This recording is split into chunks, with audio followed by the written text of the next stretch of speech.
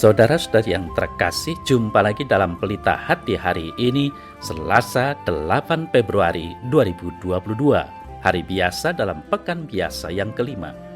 Bersama saya Romo Thomas Suratno SCY dari Paroki Cilandak, Jakarta Selatan, mendengar dan merenungkan sabda Tuhan, yakni firman Tuhan yang tersurat dalam Injil Markus, bab atau pasal 7, ayat 1 sampai dengan ayat 13.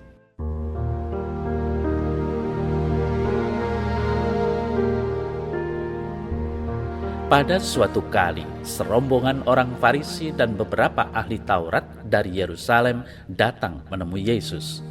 Mereka melihat bahwa beberapa orang muridnya makan dengan tangan najis, yaitu dengan tangan yang tidak dibasuh.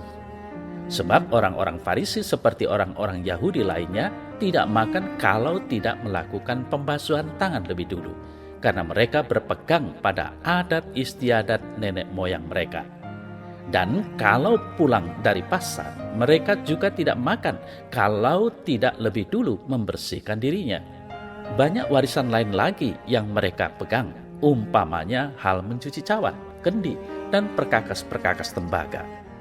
Karena itu orang-orang Farisi dan ahli-ahli Taurat itu bertanya kepadanya, "Mengapa murid-muridmu tidak hidup menurut adat istiadat nenek moyang kita, tetapi makan dengan tangan najis?" Jawabnya kepada mereka, "Benarlah nubuat Yesaya tentang kamu, hai orang-orang munafik. Sebab ada tertulis, bangsa ini memuliakan aku dengan bibirnya, padahal hatinya jauh daripadaku. Bangsa ini memuliakan aku dengan bibirnya, percuma mereka beribadah kepadaku, sedangkan ajaran yang mereka ajarkan ialah perintah manusia. Perintah Allah kamu abaikan untuk berpegang pada adat istiadat manusia." Yesus berkata pula kepada mereka, "Sungguh pandai kamu mengesampingkan perintah Allah supaya kamu dapat memelihara adat istiadatmu sendiri. Karena Musa telah berkata, hormatilah ayahmu dan ibumu, dan siapa yang mengutuki ayahnya atau ibunya harus mati. Tetapi kamu berkata, kalau seorang berkata kepada bapanya atau ibunya, apa yang ada padaku yang dapat digunakan untuk pemeliharaanmu sudah digunakan untuk korban, yaitu persembahan kepada Allah, maka kamu tidak membiarkannya lagi berbuat sesuatu pun untuk bapanya atau ibunya. Dengan demikian, firman Allah kamu nyatakan tidak berlaku demi adat istiadat yang kamu ikuti itu, dan banyak hal lain seperti itu yang kamu lakukan."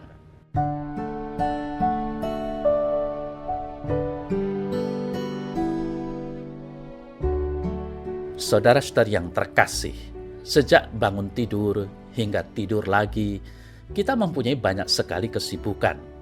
Ada yang bekerja, ada yang belajar, dan melakukan hal-hal lainnya.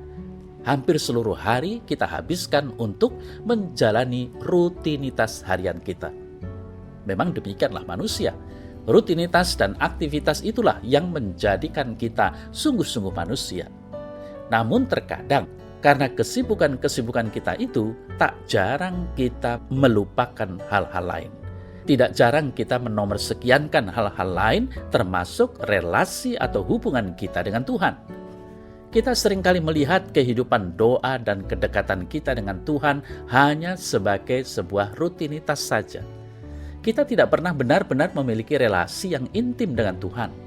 Kita hanya menjalankan kewajiban-kewajiban yang telah ditentukan oleh gereja. Akibatnya apa? Akibatnya kita semakin jauh dari Tuhan. Saudara-saudari yang terkasih, warta Injil pada hari ini juga membicarakan hal-hal yang kurang lebih sama. Yesus mengkritik orang-orang Farisi dan ahli Taurat karena mereka lebih mementingkan tradisi daripada Tuhan. Mereka menomorsatukan tradisi dan menomorsekiankan Tuhan.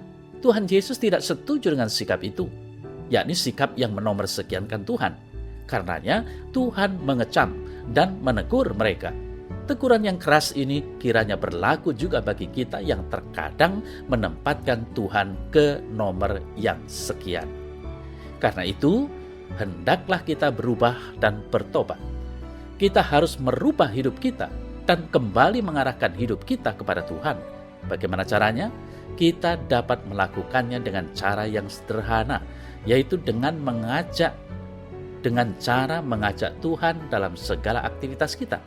Apa maksudnya? Maksudnya yakni kita mengikut sertakan Tuhan dalam aktivitas harian kita. Kita dapat memulainya dengan cara berdoa sebelum melakukan aktivitas. Misalnya, memohon berkat Tuhan pada saat bangun pagi, saat akan berangkat bekerja, saat akan ke sekolah, dan tentunya dalam kegiatan-kegiatan lain. Dengan cara yang sederhana seperti ini, kita sebenarnya sudah menjadikan Tuhan nomor 1 dalam hidup kita. Lalu, saudara saya terkasih, dalam hal prinsip, Yesus tidak pernah kompromi. Bagi Yesus, sikap terhadap Allah harus diutamakan dan bukan semata-mata peraturan manusiawi, apalagi peraturan yang membuat kita mengabaikan Tuhan dan sesama. Tidak jarang terjadi bahwa demi peraturan ada manusia yang dikorbankan. Dalam kehidupan harian, kita sering menemukan berbagai aturan yang mencekik dan lebih berat daripada aturan Allah sendiri. Akibatnya, banyak penderitaan dan ketidakadilan karena peraturan yang menindas itu. Saudara-saudari yang terkasih, sebagai orang Kristen, kita dipanggil untuk berani mengutamakan Allah.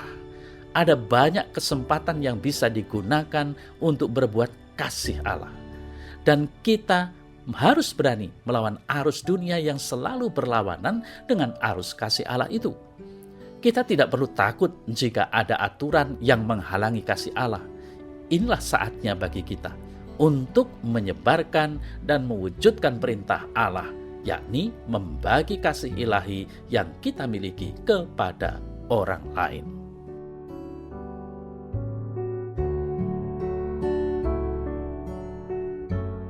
Dalam nama Bapa dan Putra dan Roh Kudus. Amin. Ya Tuhan Allah, sertailah aku dalam segala rutinitas hidupku, dan tinggallah dalam diriku sehingga aku melihat Engkau satu-satunya harapan dan tujuan hidupku. Berilah aku keberanian untuk menyebarkan dan mewujudkan perintah-Mu meski aku banyak menghadapi tantangan dan hambatan. Terpujilah Engkau kini dan sepanjang segala masa. Amin. Semoga Allah yang Maha Kuasa memberkati saudara sekalian, Bapa dan Putra dan Roh Kudus. Amin.